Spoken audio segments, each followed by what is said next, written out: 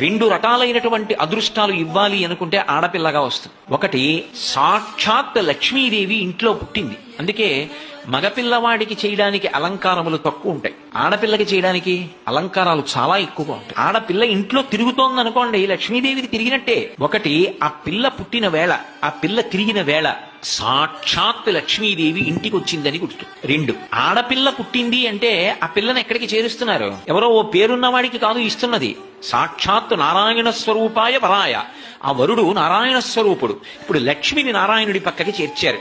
ఆ చేర్చిన కారణం చేత ఏమైంది? 10 తరాలు తర్వాత వచ్చేవి, 10 తరాలు నా ముందున్నవి, నేను ఒక తరం, 21 తరాలు ఉద్ధరింపబడ్డారు, ఉన్నత లోకాలకి వెళ్లారు. ఏది మగపిల్లవాడి విషయంలో చూపించండి అలా ప్రమాణం. అలా చేయగలడా?